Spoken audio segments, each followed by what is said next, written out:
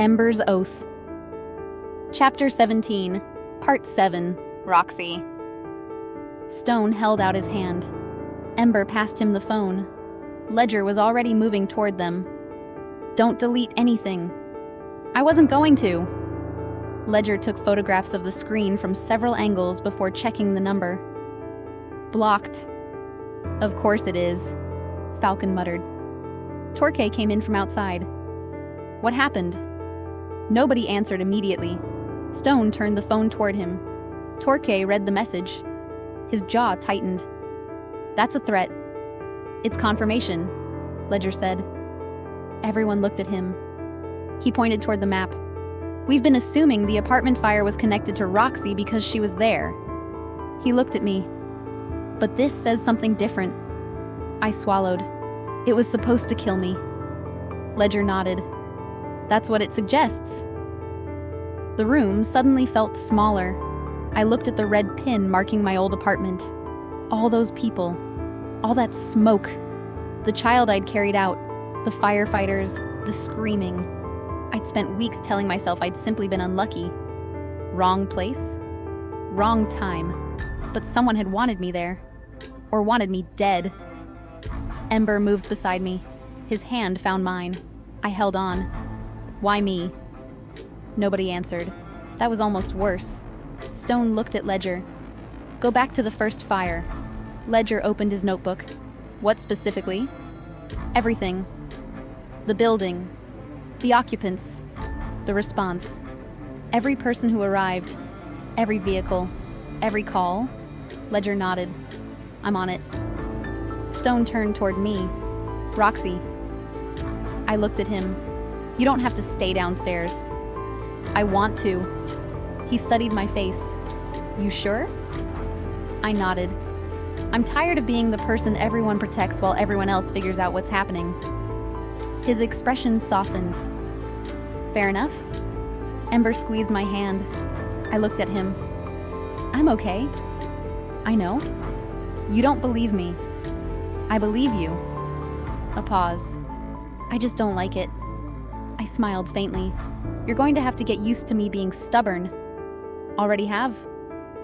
The corner of his mouth lifted. For a few seconds, the fear eased. Then Ledger spoke. I found something. We turned. He was staring at his laptop. The first fire? He pulled up a timeline. Emergency dispatch came in at 3:47 a.m. He pointed to the screen. Within 6 minutes, multiple fire crews were responding. Paramedics too, I said. Yes. He clicked again. Police units were redirected. Why? Because of the number of residents. I frowned. That's normal? Exactly. Ledger looked at Stone. The person who set the fire knew that. My stomach tightened. They knew how emergency services would respond. Yes. Which means they knew what they were doing. Ledger nodded. Possibly. I looked back at the map. What happened after the apartment fire? Ledger pulled up another timeline. The workshop. 3 days later. At first, we thought that was an attack on the club. Torque folded his arms. It was. Maybe, Ledger said. He pointed at the screen. But look at the timing. The room quieted. The workshop fire happened when the building was mostly empty. Except ink, I said. Exactly. Ledger brought up photographs. The fire destroyed storage. Parts. Maintenance records. Old paperwork. I stared at him. Records. Yes. What if they weren't trying to hurt anyone? Ledger nodded slowly. They wanted something destroyed. Or something hidden. The thought made my skin crawl. And West Boulevard? Ledger switched screens. That one was bigger. More crews. More police. More paramedics. I stared at the timeline. The pattern was there. Apartment. Workshop. West Boulevard. Every fire created chaos. Every fire moved emergency resources. Every fire happened before something else. Something was happening somewhere else. I whispered. Stone looked at me. That's our working theory.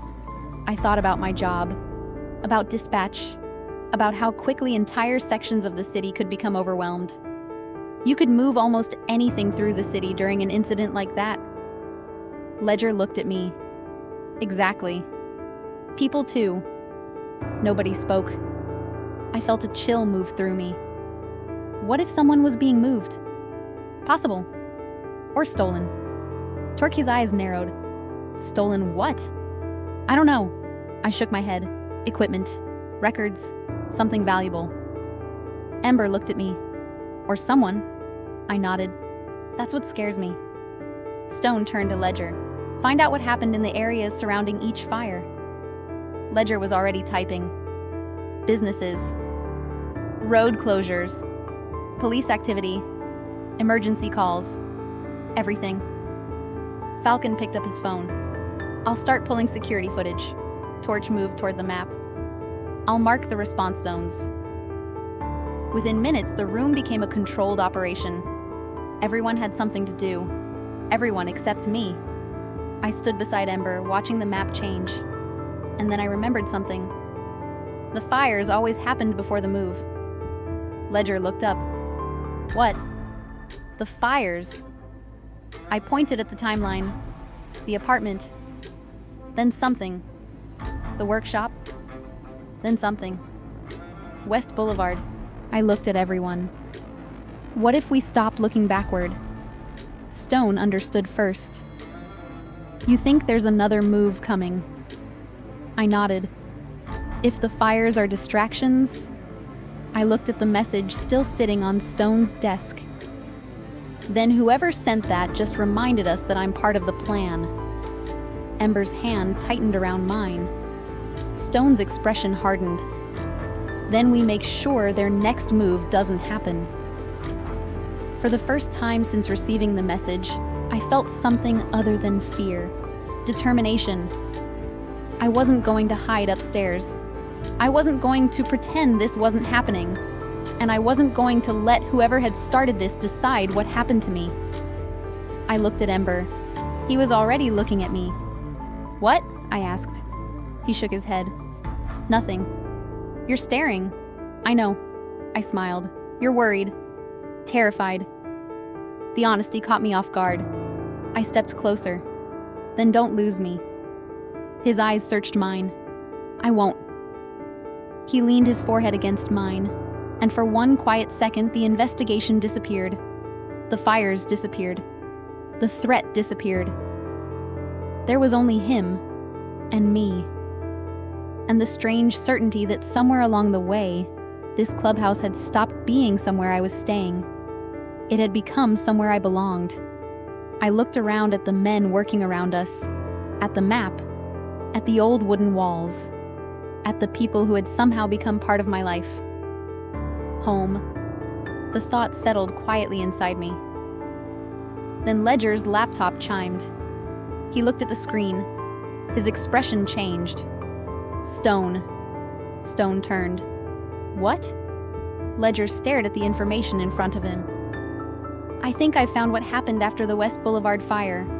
Everyone gathered around him, and I knew immediately from his face that whatever he'd discovered, it wasn't good.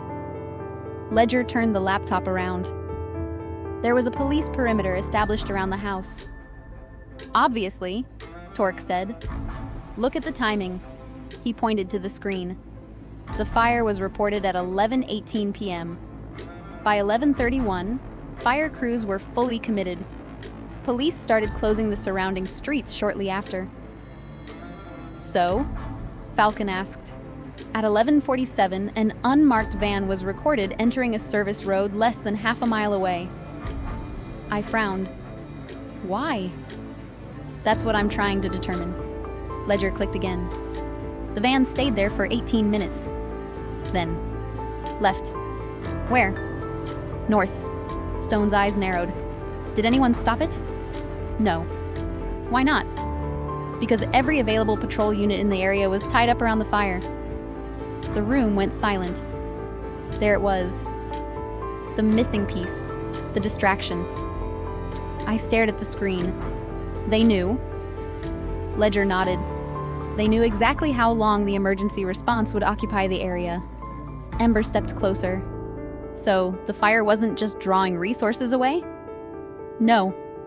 Ledger looked at him. It created a window. A window for what? We don't know. I felt a chill crawl up my spine. Maybe we should stop asking what was stolen. Everyone looked at me. I continued. Maybe we should ask what happened during that 18-minute window. Ledger's expression sharpened. I'm listening. The van. Where did it go? Who owned it? Who was driving? And what was happening around it? Ledger nodded. That's exactly what I'll look into. Stone pointed at the screen. Start there. Ledger immediately began searching. I watched him work. For once, I wasn't thinking about the fires. I was thinking about the people behind them. People who knew emergency response times. People who understood police movement. People who knew how to create chaos without being caught inside it. This wasn't some reckless arsonist. This was organized, planned, patient. And that frightened me more than anything. I felt Ember's hand settle against the small of my back. You okay? I looked up at him. No. He didn't pretend otherwise. Me neither. I leaned into him slightly. I think I'm starting to understand why you're so protective. His eyes softened. Yeah? Yeah. I looked around the clubhouse. Because this isn't just dangerous. No. It's personal. He nodded. I took a breath. But I'm still not leaving. I know. You'll probably argue. I probably will. I smiled. But you won't win. Probably not. I laughed quietly. The sound surprised me. After everything we just discovered, I hadn't expected to laugh again. Ember smiled too. Then his expression became serious. I meant what I said earlier. About being terrified? Yeah? He looked at me for a moment. I'm not good at saying things like that. I know. But I don't want you thinking you have to face this alone. I reached for his hand. I'm not. His fingers closed around mine. For the first time, I realized how much had changed. A few weeks ago, I hadn't known his name.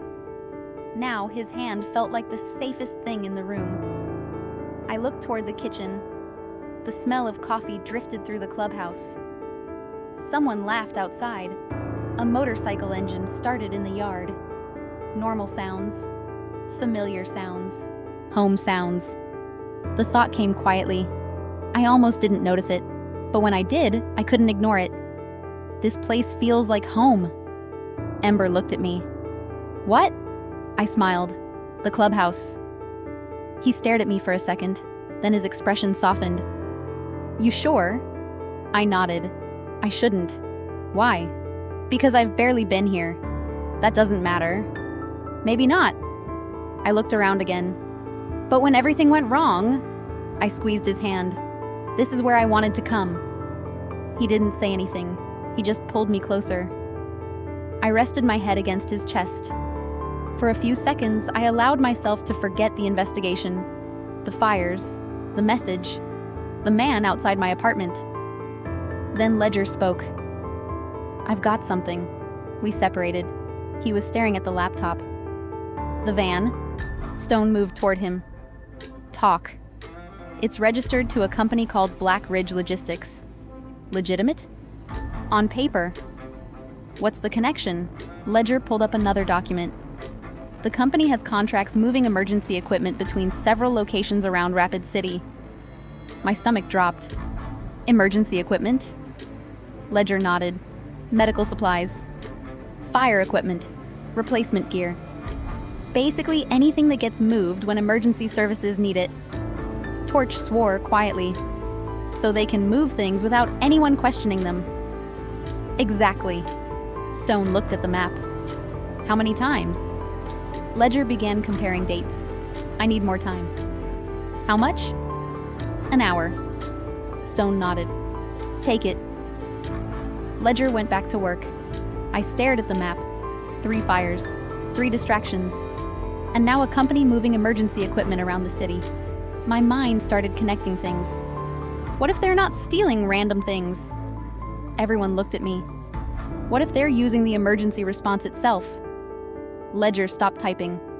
Explain. When a major fire happens, nobody questions emergency vehicles, or supply movements, or people moving through restricted areas. Ledger slowly nodded. They'd have legitimate reasons to be there. Exactly. Ember looked at Stone. They could move almost anything. Or anyone, I added. Stone's expression hardened. We need to know what they're moving. Ledger nodded. I'll find out. I looked at the map again, and suddenly another thought hit me. The fires always happen before the move.